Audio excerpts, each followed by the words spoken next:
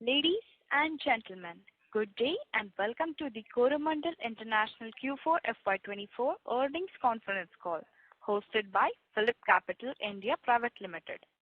As a reminder, all participants' line will be in the listen-only mode and there will be an opportunity for you to ask questions after the presentation concludes.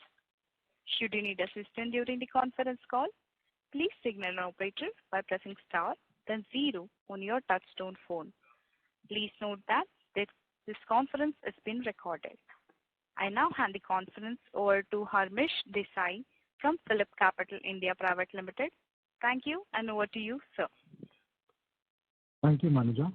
Good afternoon and welcome to the fourth quarter and full year FY24 earnings call of Coromandel International hosted by PhillipCapital. From the management, we have Mrs. Jaishree Satagopan, President Corporate and Chief Financial Officer, Mr. Sankara Subramanian, Executive Director, Nutrient Business. I would like to thank the management for giving us the opportunity to hold this call.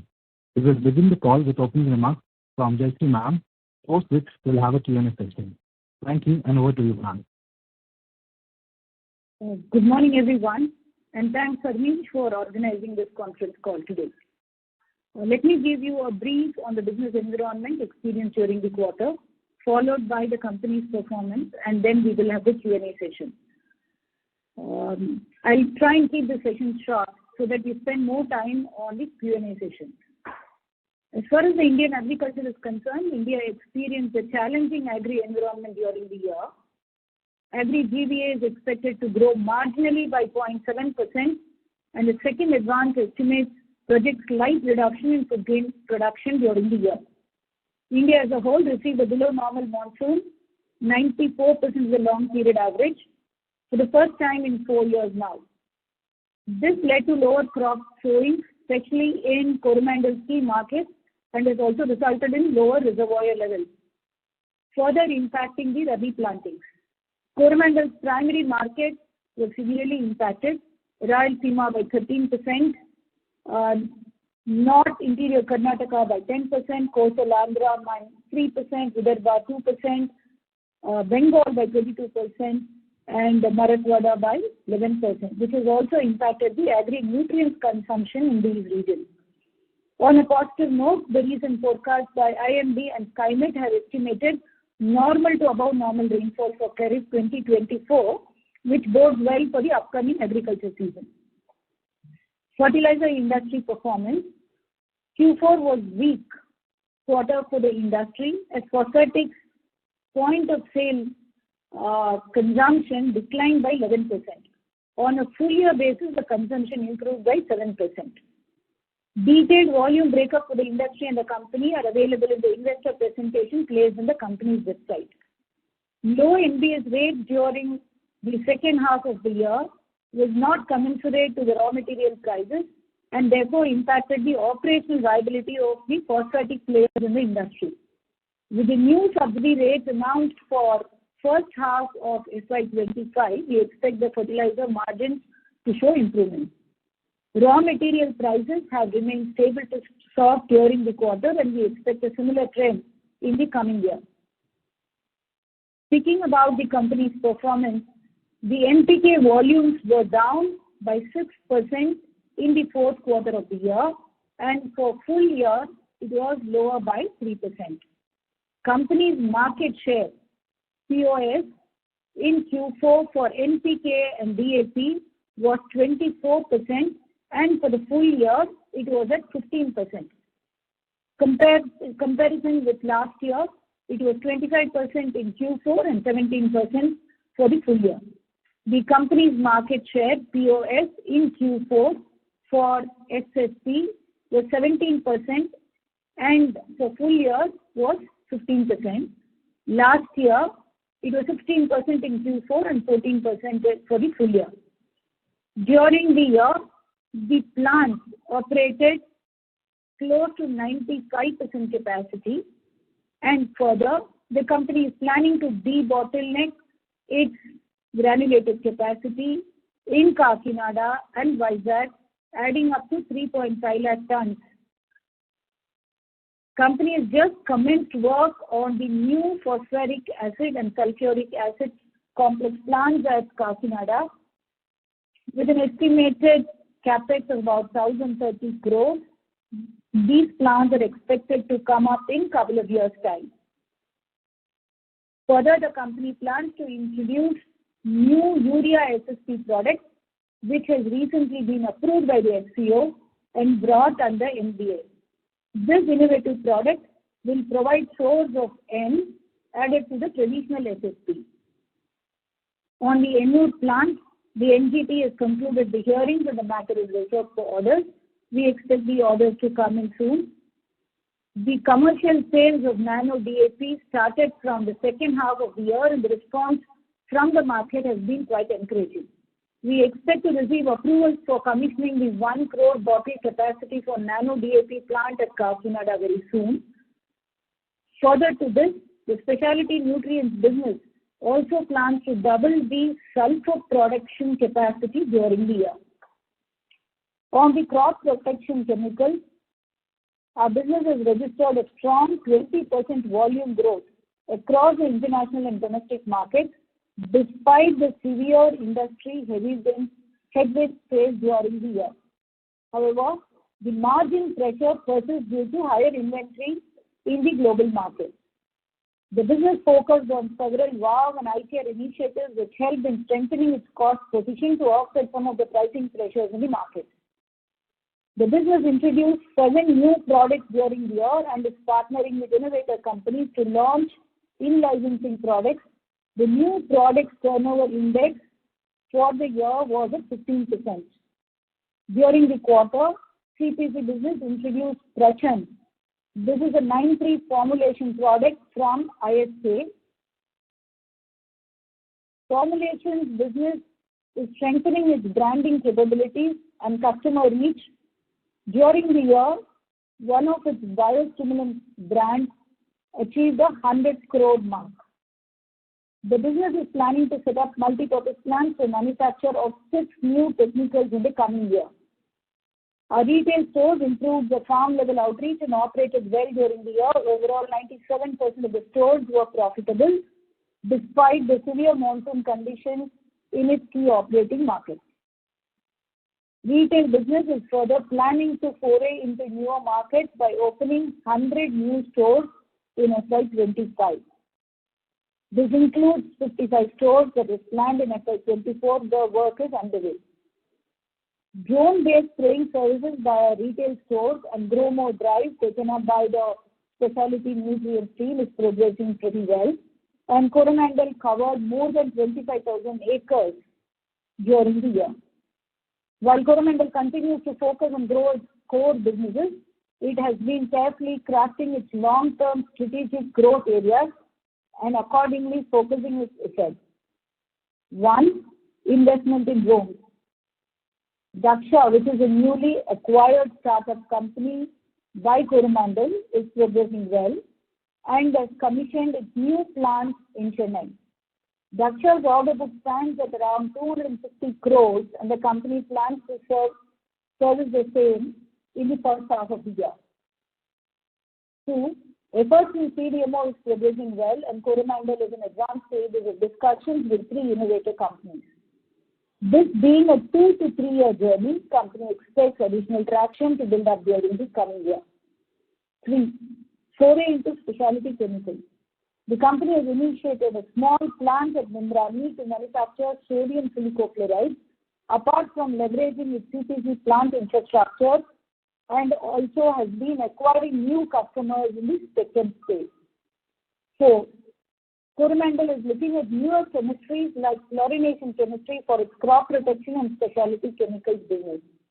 It has identified 9 molecules and the R&D team is in the process of finalizing the DOTs. The company plans to leverage its unique advantage of having byproducts from its fertilizer business, which can be a source for fluorination chemistry. 5. Investment in Aztec. Coromandel continues to evaluate its interest in Aztec companies and would be investing in them like in the last couple of years. With that, let me take you through the company's financial performance. Turnover. The company recorded a consolidated income of 3,996 crores during the quarter ended 31st March and rupees 22,290 crores for the full year. This is corresponding period of 5,523 crores for the quarter and 29,799 crores for the full year. This registers a degrowth of 28% for the quarter and 25% for the full year. The decrease in revenues has been mainly on account of lower subsidy rates and the lower RM prices, apart from some volume impact in fertilizer business and pricing in the crop protection. Subsidy versus non-subsidy share of business stands at 78% and 22% during the quarter, vis-a-vis 84 and 16% last year. For full year, it is 83% and 17% compared to 87 and 13% in the prior year. Profitability, consolidated EBITDA for the quarter was 273 crores against 403 crores last year, and for full year it was 2,399 crores vis-a-vis 2,926 crores in the last year. In terms of subsidy, non-subsidy, 53% and 47% during the quarter vis-a-vis 56 and 34% in the last year, and for the full year 72% and 28% vis-a-vis 75 and 25% in the last year. Subsidy, during the quarter, company received 2,165 crores towards subsidy claims, compared to figure last year of 4,483 crores. For the full year, subsidy received is 9,198 crores. The government has been prompt in clearing the subsidy dues, and as of today, we have received our subsidy claims till March 3rd week. Subsidy outstanding as of 31st March 2024 was at 1,377 crores vis-a-vis 2,378 crores in the last year. Forex, during Q4, rupee traded within a range of 82.64 to 83.71. Coromandel continued to follow a pretty conservative approach in terms of hedging and managing its forex exposure, which has immensely helped in limiting the impact of currency movement. Dividend, the board has recommended a dividend of rupees 6 per share for the financial year 23-24. With this, I thank you all for your interest in Coromandel and joining us in the call today, and we eagerly look forward to the interaction. Thank you very much. We will now begin the question and answer session. Anyone who wishes to ask a question may press star and 1 on their touchtone telephone. If you wish to remove yourself from the question queue, you may press star and 2. Participants are requested to use handsets while asking a question. Ladies and gentlemen, we will wait for a moment while the question queue assembles.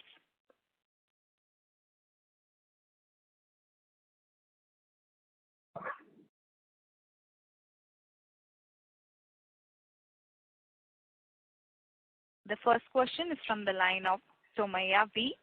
from Avendus Spark. Please go ahead. Thanks for the opportunity, ma'am. My first question is on fertilizer margin. So we used to give guidance earlier around 5,000 to 5,500 EBITDA per ton. So, in the current context of subsidy rates, how do we see this for the next year? Yeah. Thanks, Somaya. The margins for next year, we are expecting in the range of about 4,500 to 5,000 rupees per ton in terms of EBITDA. This considers the NBS rates that have been announced by the government. We expect an uptick of about 1,500 to 2,000 rupees coming out of it. And then there are obviously the initiatives that happens within the company in terms of smart sourcing, operational improvements, so on and so forth. So for full year, one could look into a range of about 4,500 to 5,000. Obviously, the intent is to see how we can maximize this further. Understood, ma'am. And from a industry price increase, how do we see things? Because earlier, in one of the calls earlier, we were saying it is also a function of demand. So how do we see demand or inventory that is there in the system? And what is the scope for a price increase? Yeah. I think that's a very good question, and I have Shankar, who I'm going to just request to respond on this. Good morning.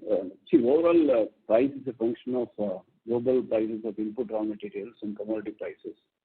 We have seen some softness in the global DAP prices, as well as you know, that phosphoric acid price for the quarter has also been negotiated at a lower level.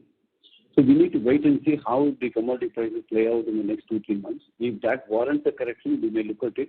But as you see at this point of time, we should be able to manage with the announced subsidy and the MRPs, which should give us a decent margin. One final question on the brownfield expansions on the fertilizer front. So now that we have announced backward integration projects and we are doing work in progress on crop production, so how would we think about it, and when do we actually start planning for this, and when we can expect anything on this front, on the brownfield expansion? On the crop protection front, Sonia, there are 3 things that are happening currently. As I was mentioning, there has been very strong industry headwinds, and therefore, like many other companies, we also took time to reevaluate certain molecules which were earlier shortlisted for setting up the multi-purpose plants. Now that we are hearing by 4th quarter of this calendar year, the situation is likely to improve. This is inputs that are coming from various quarters. With that, and the new chemistries that we are planning to look into, the business has shortlisted 6 molecules, and the proposals for those MPPs are being put up now. We expect these molecules and the MPP work to be initiated during the year. These are all brownfields which will come in Ankleshwar, as well as in the site that has been picked up in Dahej. There it is a bit of a greenfield. The Dahej site is going to be mainly used for herbicides, whereas Ankleshwar will be used for insecticides and maybe 1 or 2 fungicides. This is the overall game plan. The infrastructure-related work at Dahej is already begun, and therefore, as the proposals get approved for the MPP, they should be in a position to get started during the year. This is being also factored in the business plan and the CapEx for FY25. Thanks, ma'am. My question was pertaining to the fertilizer segment. Just want to understand on the brownfield and fertilizer segment. So when will we take this up? Because given that we are already doing, on crop production and backward integration. So when is this? We will consider doing this. And also, if you could just help us, what are the current capacity and where after debottlenecking, where this capacity will be in the next couple of years? Okay. So currently the focus for fertilizer is to get the PA and the SA plants. As we were mentioning, it's very important and critical for the business to get our backward integration or our sources in place. So that's on track. In January, we announced for SAPA. Happy to state that last Friday, the Bhumi Puja for both these plants were done. And during the year, the business is looking at debottlenecking the capacity, which will add further 3.5 lakh tons to the existing capacity, which means from the current 34.5, we are expecting another 3.5 lakh tons to get added to the granulation capacity. As we go along, depending on the market situation, clearly Coromandel will be looking into opportunities for further expansion. But at this point in time, this is what we are considering in our business plan. Helpful, ma'am. Thank you. I'll join back.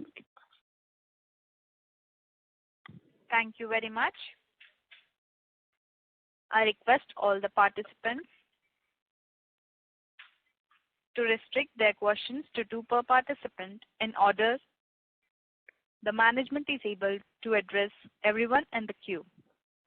Next question is from the line of Prashant Biyani from Elara Securities. Please go ahead.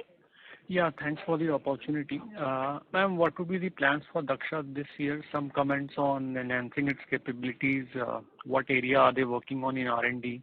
And what could be the normal business margins as it scales up? Okay. So Prashant, Dhaksha is in a solid start at this point in time. We have set up a new state-of-the-art manufacturing facility at Cholavaram in Chennai, which has capacity to manufacture about 400 drones per day, per month for the agriculture drones, and about 50 drones on the logistics or defense front. This gives a pretty good capacity for them to scale up. As I was also mentioning earlier during the call, we have an order book of 250 crores, and all of these, we believe, should get executed in the first half of the year. As they complete their execution and delivery of the logistic drones to the government, we expect some repeat orders to come, but one needs to wait and watch. There are also interesting work that's going on the R&D side on multiple new types of drones. And in the business plan, Daksha has considered adequate funding for the R&D related investments that are likely to go on. I think the days are going to be pretty exciting for the Daksha drone in terms of scale up. Margin should be in the mid to the high teens to begin with, and as they improve on their localization and the operational efficiencies, we should see some more improvements in the margin.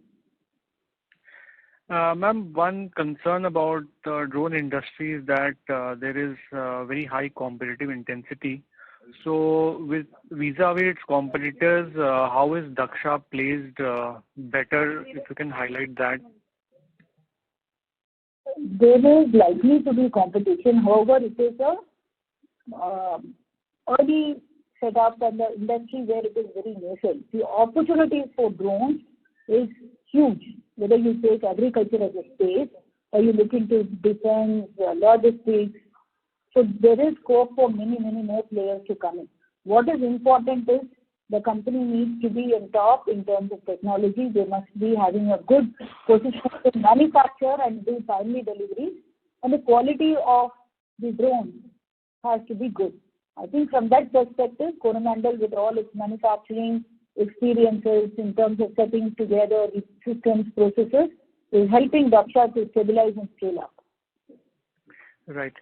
Ma'am, on the phosphoric acid and sulfuric acid production, how much it was in 4Q and full year? 1 second. You want the production? Yes. Phos and sulfuric both. So we can put it up in our notes, or Anuj will be able to give you the details offline. Sure. And ma'am, lastly on the CAPEX side, how much are we investing this year? We have for FY25 estimated between 1,200 to 1,500 crores overall in terms of CAPEX investment. This is across the multiple businesses that we have. Right. Thank you, ma'am. That's it from my side. Mm-hmm. Thank you very much. The next question is from the line of Ankur Periwal from Axis Capital. Please go ahead. Yeah, hi ma'am. Thanks for the opportunity.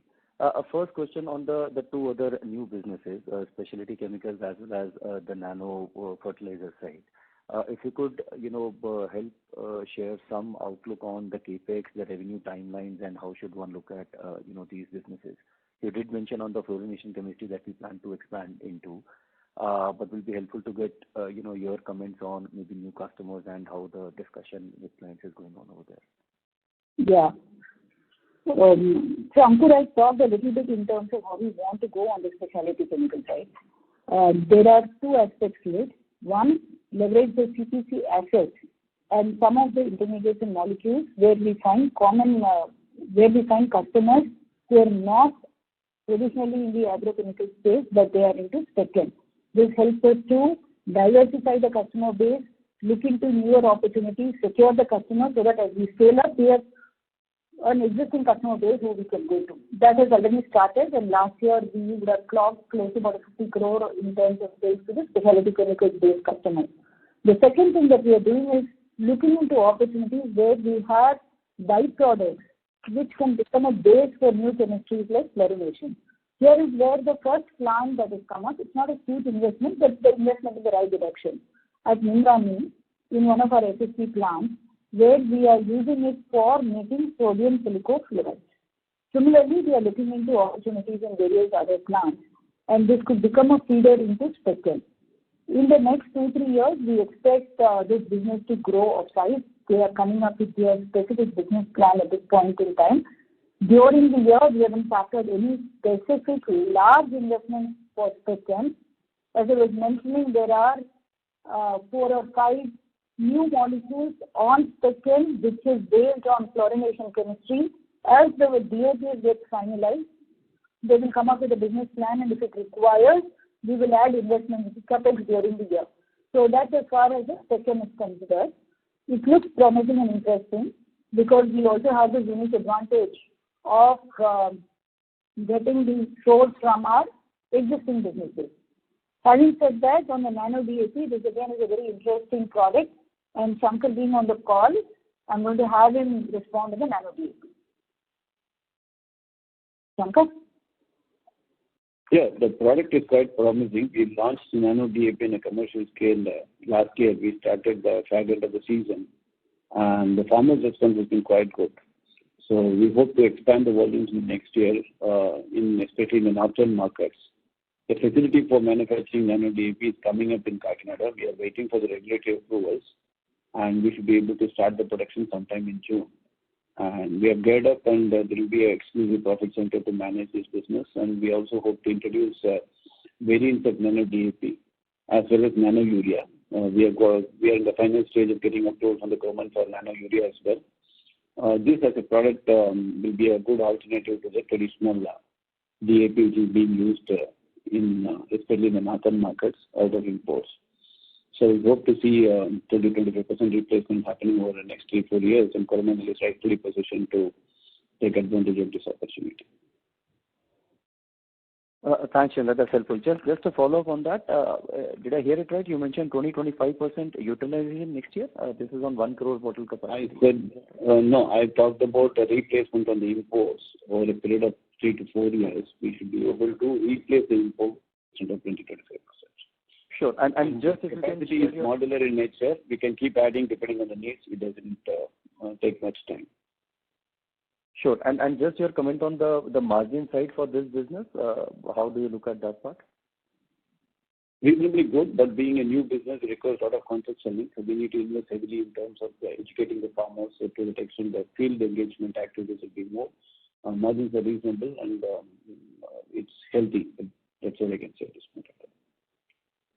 Okay, sure. Ma'am, second bit on our medium-term thoughts on the business overall. If I go back in history, we always had a thought of, increasing the non-subsidy EBITDA contribution significantly. The fertilizer business has performed exceedingly well in terms of backward integration and growth. What are your thoughts on that EBITDA mix, let's say 3-4 years out, if you could highlight that? Yeah, good.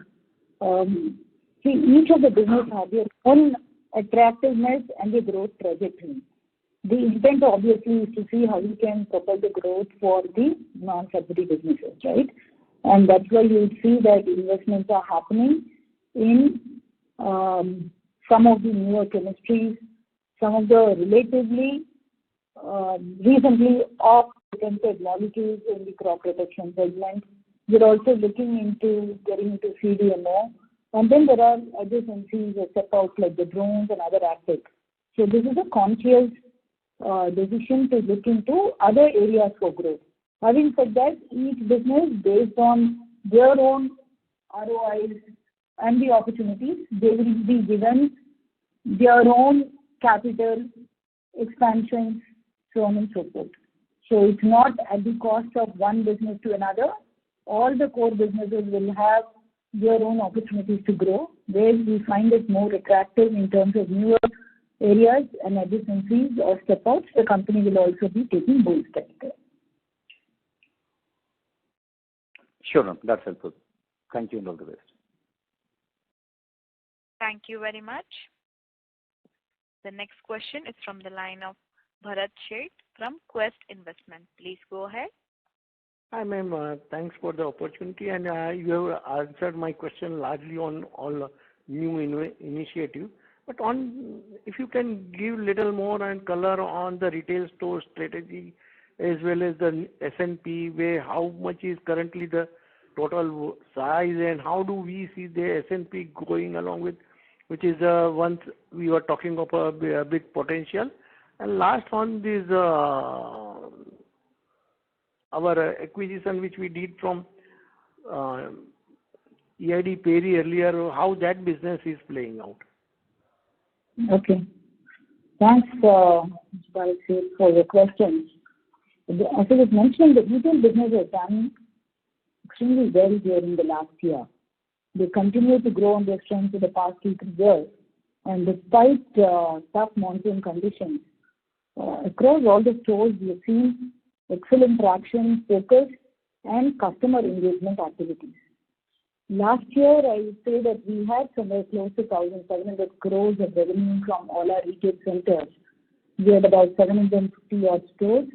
We're planning to expand by 55 stores in last year and additional 50 crores in FY25. This will mean that the overall number of stores will go about 850 or so. The expansion is going to be mainly not only in APPC but also adjacent states, especially like Tamil Nadu. The retail business not only is focusing on the products, which is our own, as well as what we buy and trade from other agri-input companies. It is also focusing on services as a separate focus area. A lot of services in terms of crop advisory is given for the farmers where we do not charge. However, there are services like drone spraying, or at a point in time we are looking into insurance for the retail business. These all will become a bundle which will benefit the farmers overall.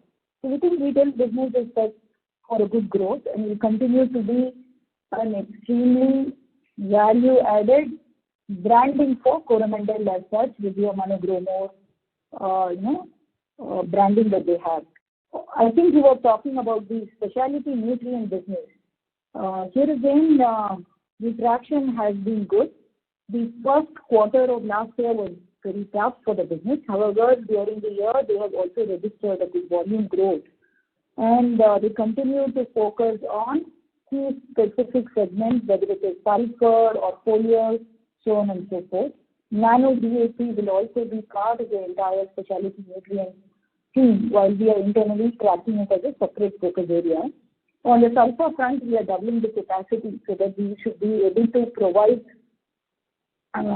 products for the sulfur segment, because the country, as you know, is deficient on sulfur in many parts. So this is something that the business has taken up almost after a gap of few years to consciously increase the capacity. The business that we bought from EID Perry is Bio. Bio has been traditionally focused on azadirachtin, which is the new product. Last 2 years, we have seen a very high increase in the cost of procuring the neem seeds.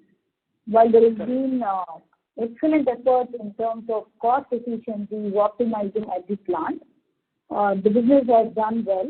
We have been able to take price increases with the customers. And having said that, 2 years of sustained price increase, we also expect that the customers would look for some reduction or opportunities in the coming year. With a high dependency on neem base, currently the business is looking into various opportunities for diversifying and growing the bioproduct portfolio. One such activity is primarily in terms of looking at marigold, which could be used for producing something called as gluten, which can go for a poultry feed. So this is a new area of diversification that bioproducts is looking at.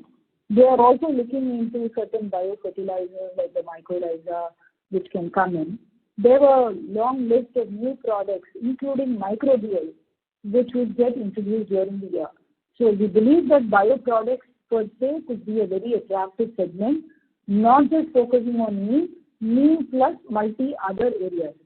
Again, bio is an evolving area, lot of traction, pretty attractive globally. Since we also do a lot of exports, I think in the next 2 to 3 years, this should further solidify and become a business of some scale for us. If you can give with all this in 3 years, what kind of opportunity we are seeing, say, in all these 3 areas? And the S&P, what is the current size of the business? S&P is about 600 crores at this point in time. And as I was telling, retail, if you add another 100 stores, depending on I wouldn't look too much in terms of the turnover, right? Because turnover is also driven by fertilizer, which again is dependent on raw materials, whether it is low or high. I think qualitatively, all these businesses are expected to grow at a healthy number. I would think about more than 10-15% is what one could look at in terms of growth in each of these businesses. And profitability, if you can give little just color on broader number.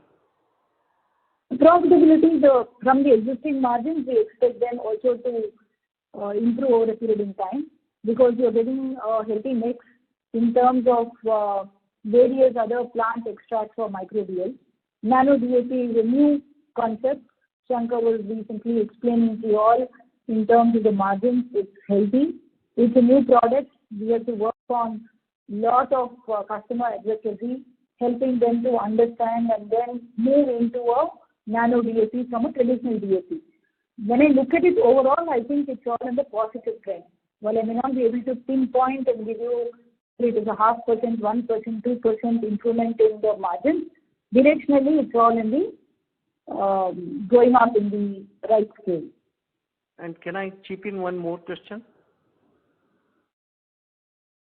Yeah. Hello. Yeah. Madam, if I'm not mistaken, I heard that we are also launching Urea plus SSP product on a nano side.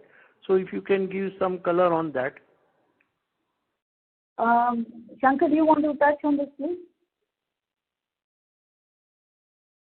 See, this is a value-added product in the base SSP. SSP contains only P of 15% or 16%. We wanted to add urea to it to have N also 5%.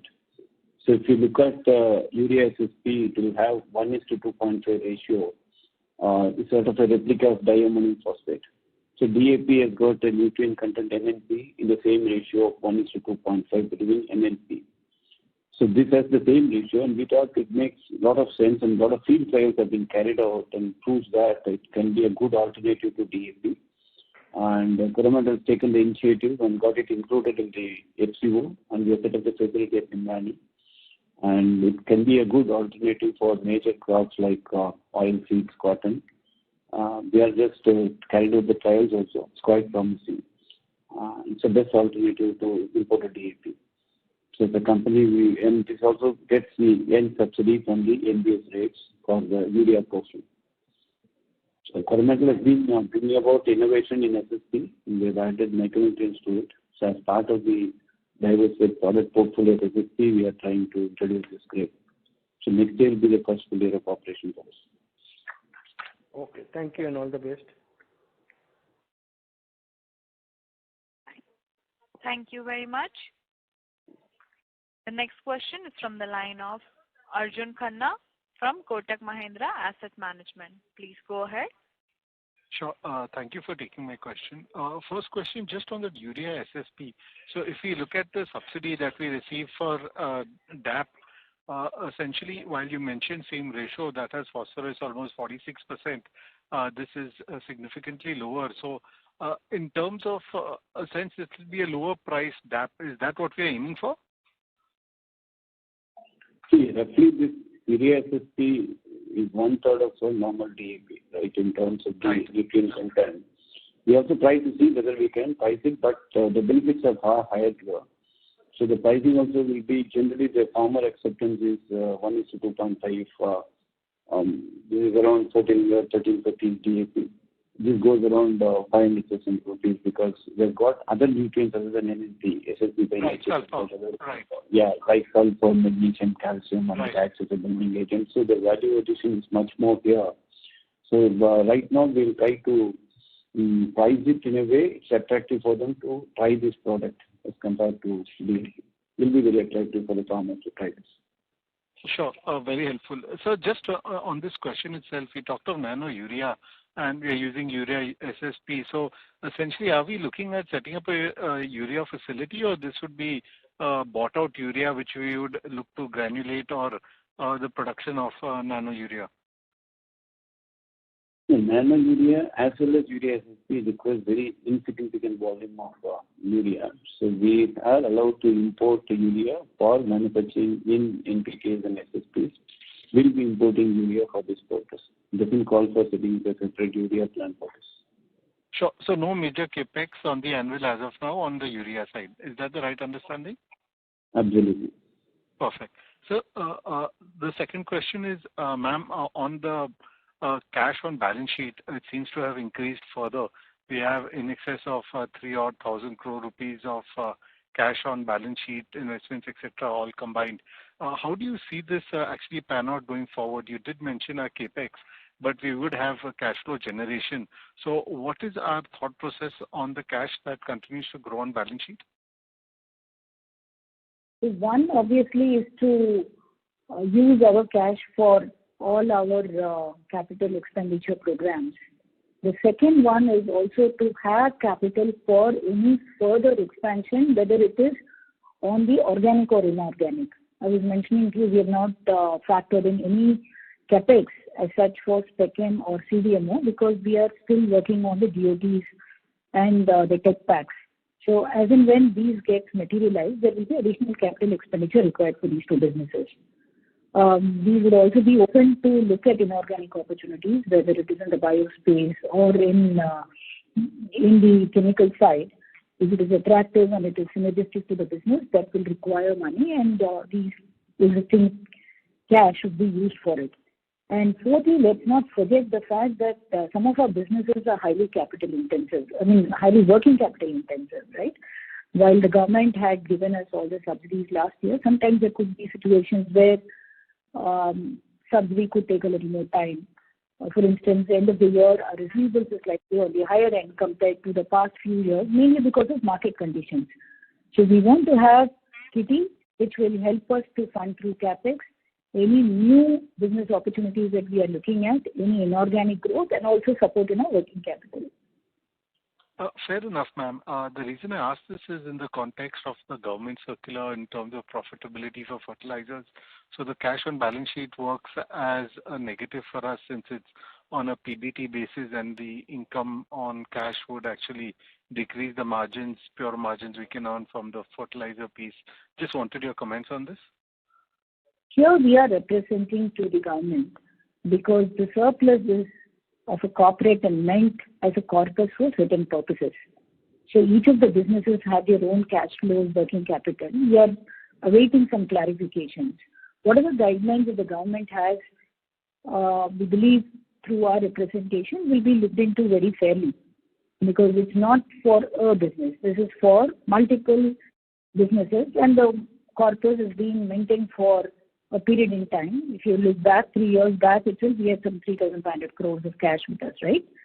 So that's the position the company is taking. Sure. Thank you and wish you all the best. Thank you. Thank you very much. The next question is from the line of S. Ramesh from Nirmal Bang Equities. Please go ahead. Thank you and good morning. So just to put the discussions on your growth plans, the specialty chemicals and the investments in chemicals in perspective. So can you give us an idea in terms of when you expect this capex of 1,200 to 1,500 crores to be monetized in terms of revenue and profits? Will it be somewhere in the second half of FY26, or can we expect it from the beginning of FY26, or will it slip into FY27? So thanks, Ramesh, for your question.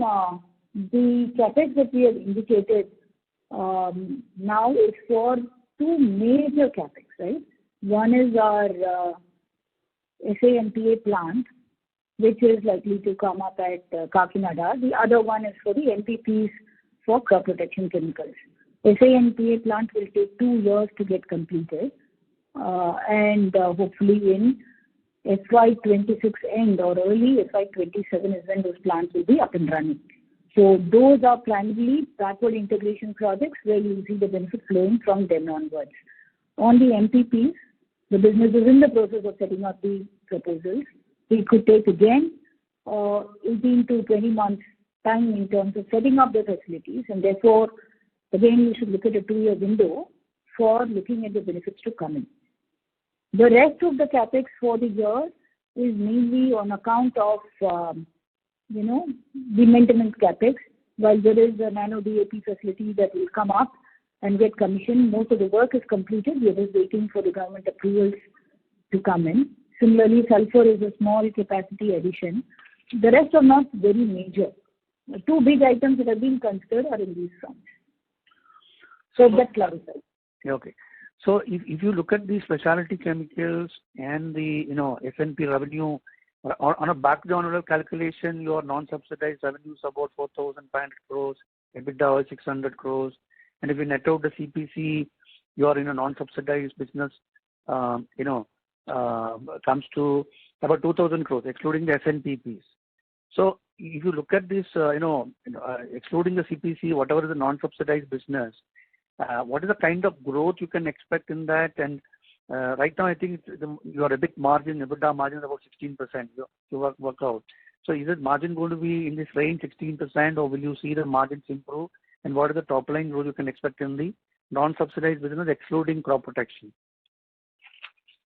Vinay, I was just mentioning some time back, nano is one area which is non-subsidized. It's a new area. We expected good growth to come in. Lot of farmer advocacy is happening there and will continue to happen. So we don't have a big base for us to say what it would be, but here it's going to be pretty attractive. On the specialty nutrient segment, where we have around 600 crores of turnover, here also we are expecting a good amount of growth to come in, mainly on the sulfur side, for which a new plant is also getting set up at Vizag. So these two are mainly on the non-CPC bio area at this point in time. Nano can be exponential. S&D could be in the teens, anywhere between 10 to 20%. We have seen that level of growth happening in the past. So we expect to continue there. In both these, we also expect a margin accretion to happen over a period of time. So just to put all this in perspective, if you look at your nutrient business, you're talking about 3 to 3.5 lakh tons of expansion. So that will possibly the exit rate will go up by about 3.5 lakh tons, say by FY25 end. And similarly, you are getting some traction in terms of your specialty chemicals, where you reported about 50 crores. That may see some growth. So all the other initiatives may take some time. So can you give us some indication in terms of how your Senegal mining volume growth can support, some operating leverage benefits for nutrient business in terms of both volumes as well as margins? And secondly, on the drones business, you're going to do about 250 crores in the first half.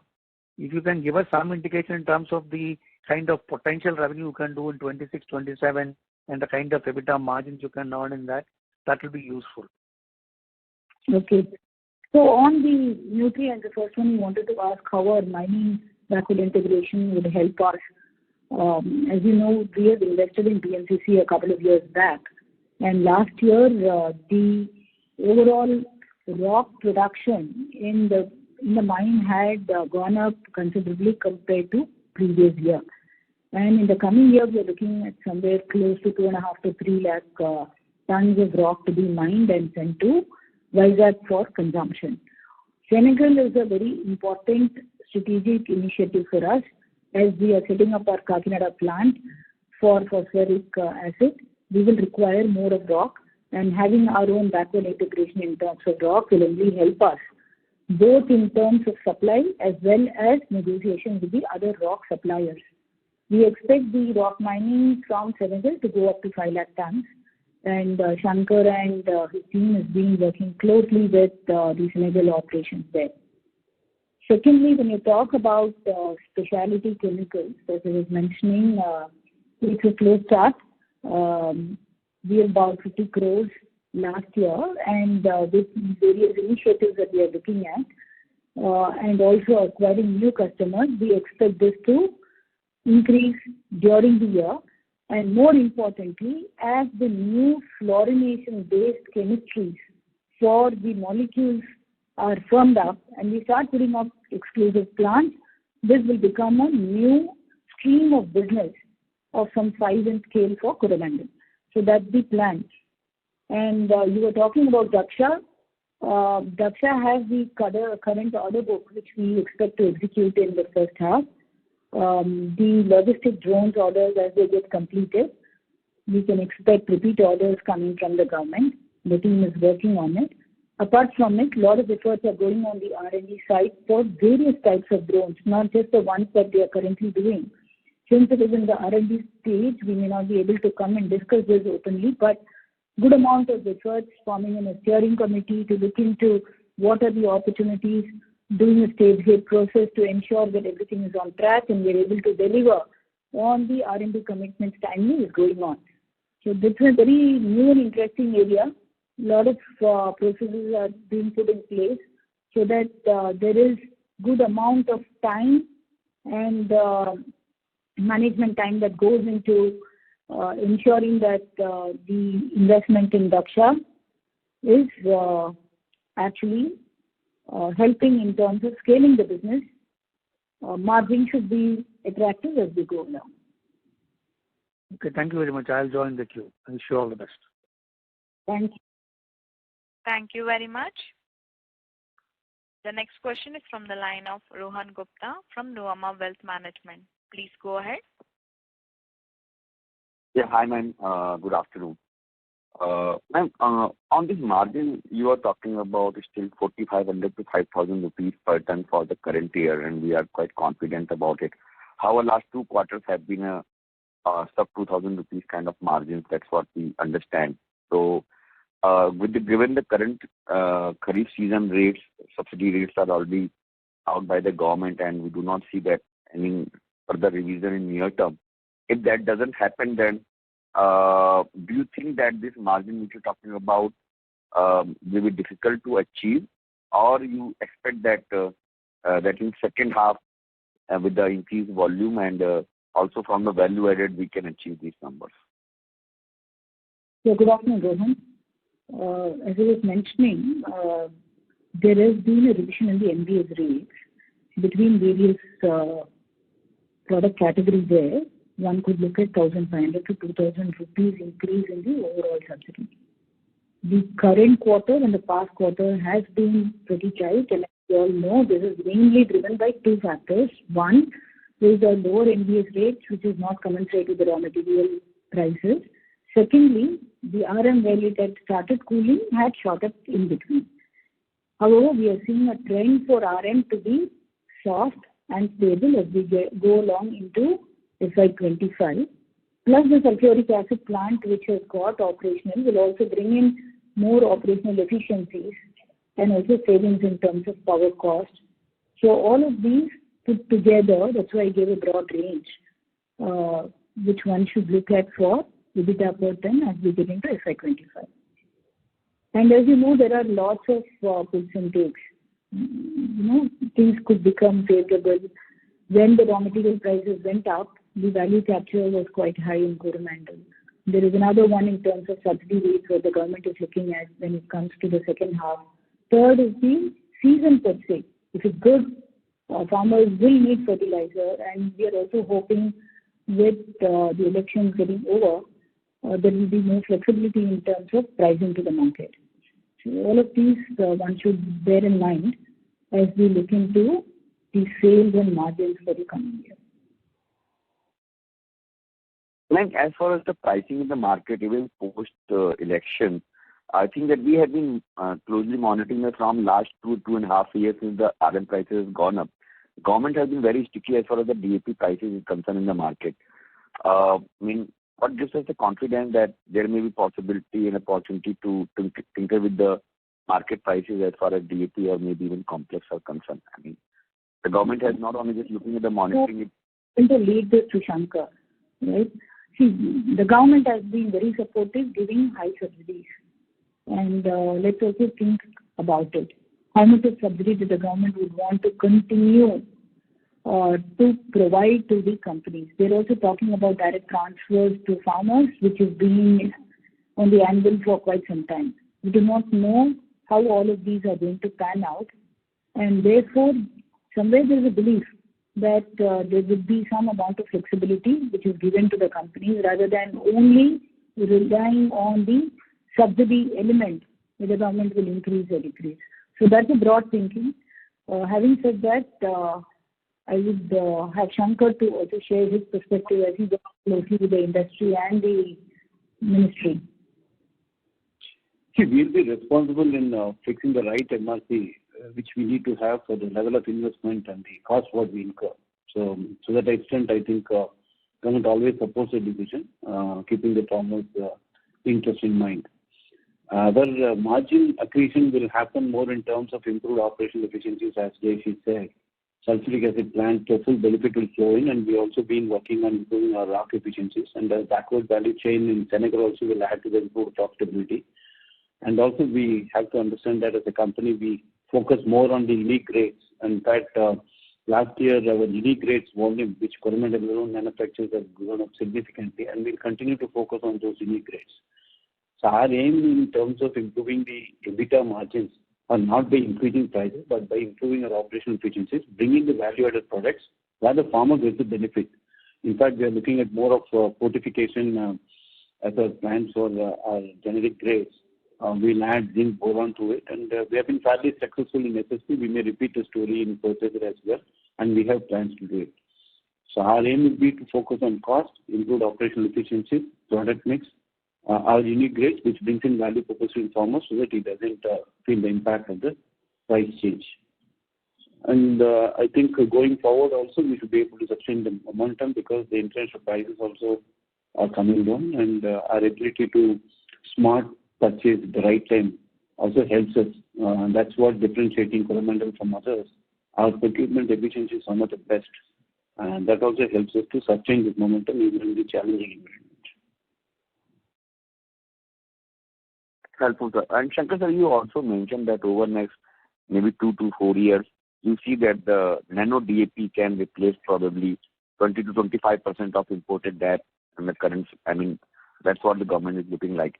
Sir, any idea or indication you can share that what kind of market share we are looking in nano DAP? So I think that the competition is going to definitely pick up in nano categories. And what kind of sustainable margins? We still have no clarity that what kind of margins are there in a nano product categories across.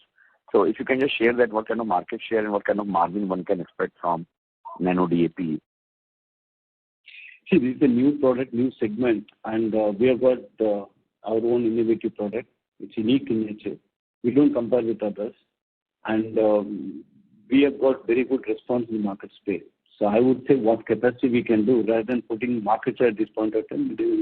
More players are welcome here, but our ability to connect with the farming community, ability to educate with the farmers, and our brand and our loyalty will definitely help us to sustain the momentum that we have received in the last 6 months of introduction. It's very promising now. All I can say is we will try and keep on improving our capacity utilization and try to add capacities. It will be very difficult to put any market share at this point of time because this market is just opening up now. And also, this product is not only confined to domestic market. We have huge opportunities on exports as well. So we'll also be trying to see how best we can leverage on our global presence as well. So the potential is there as a replacement, but also in certain crops, the farmer's behavior is also as an add-on. Some of the crops where they don't use DAP, there they are trying to use this as they make it convenient for pulses or for green grams. So there are a lot of different experiences. It's for the farmers to decide and accept this product. So potentially, that's what I can say. And the products also will evolve. There will be multiple grades which can come in, and we have to wait and see. It's too early to make observations on the market share. So any indication on margins also? Gross margins? Margins are basically good, but we need to make a lot of investments on farmer connect programs and creating awareness and carrying out a lot of tests and field trials. But definitely I can say it is very healthy at this point of time. it's a non-subsidy business, and obviously the margin structures are even better than the specialty nutrients margin what we make. Okay, so that's very helpful, sir. Thank you so much. Thank you. Thank you very much. Ladies and gentlemen, that was the last question for today. I now hand the conference over to Ms. Jayashree for closing comment. Thank you. And over to you, ma'am. Yeah, thank you all for joining us today. I know that there were a few more in the queue. We'll be happy to take your questions. Feel free to reach us, Anuj or me, for any clarifications. And we will also be soon setting up a meeting in Mumbai where we will come and meet up with some of the investors and analysts. We'll be glad to interact further. Thank you once again for your interest in Coromandel, and have a great day. On behalf of Phillip Capital India Private Limited, that concludes the conference call. Thank you for joining us, and you may now disconnect your lines. Thank you.